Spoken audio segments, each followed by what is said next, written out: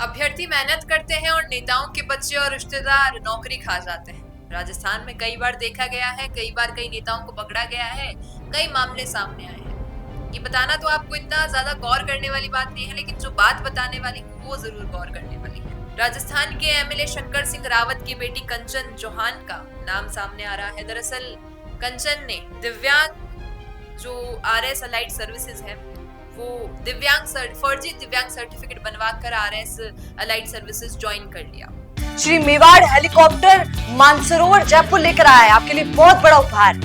Royal शादी entry हो, election tour हो, एयर एम्बुलेंस हो, पुष्प वर्षा हो या वीवीआईपी दर्शन हो, इसीलिए अभी तुरंत बुक कीजिएगा।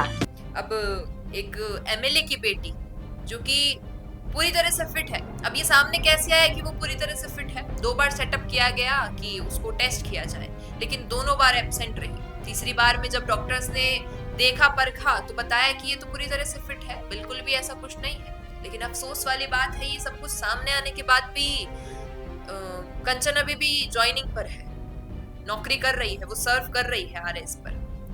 अब सोचिए कि अगर उसकी जगह कोई और मामूली ऐसा व्यक्ति होता या कोई भी ऐसा अभ्यर्थी होता तो पहली बात वो ऐसा फर्जी काम कर ले, ये संभव ही नहीं होता। कहीं ना कहीं सरकार का हाथ है इसमें, क्योंकि पिता एमएलए है, एमएलए की बेटी आरएस बन रही है तो कुछ तो घोटाला है सरकार के साथ। अब अभ्यर्थी रही, फर्जी दस्तावेज बनवाए दिव्यांग के और ज्वाइनिंग भी कर ली, लेकिन जब डॉक्टर्स ने प्रूफ कर दिया कि पूरी तरह से फिट है, कंप्लीटली फिट पर्सन है, तो क्यों ये दिव्यांग कोटे से आ रही है? उसके बाद भी कोई एक्शन नहीं लिया गया। अब राजस्थान की राजनीति है, जब सरकार के नेता हैं और उनकी बेटी ये सब कर रही है तो जाहिर सी बात है विपक्ष के रूप में बहुत सारे लोग हैं बोलने वाले। लेकिन और सोचने वाली बात है कि कोई बोल ही नहीं रहा है, ना कोई इस पर आवाज उठा रहा है। और मैं खुद जब इस मामले को पढ़ रही हूँ तो मुझे ऐसा थोड़ा लग रहा है कि ये मामला अभी तक इतना सुर्खियों में क्यों नहीं है।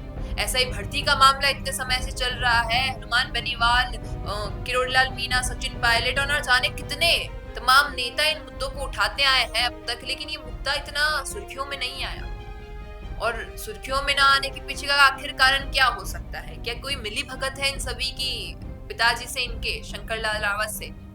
और अगर मिली भगत है भी तो कोई तो एकमात्र ऐसा शख्स होगा जो इस मुद्दे को उठाए।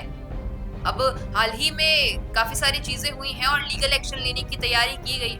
आपसे पूछना चाहूंगी कि अगर कोई एमएलए या कोई और बड़ा नेता, उसके परिवार के साथ ये सब हो रहा है और कोई कुछ नहीं कह रहा है, तो आखिर कौन हो सकता है इसके पीछे? क्या कहना है आपका इस पर? बताइएगा कमेंट। धन्यवाद। बिजनेस अच्छा हो सकता है, लेकिन अगर नाम नहीं दिखा तो पहचान कैसे बनेगी?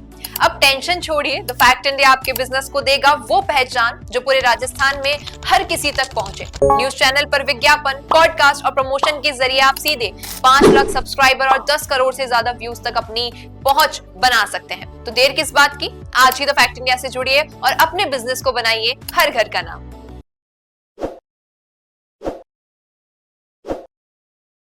ताज़ा खबरों के लिए विजिट करें द फैक्ट इंडिया की वेबसाइट और डाउनलोड करें द फैक्ट इंडिया ऐप।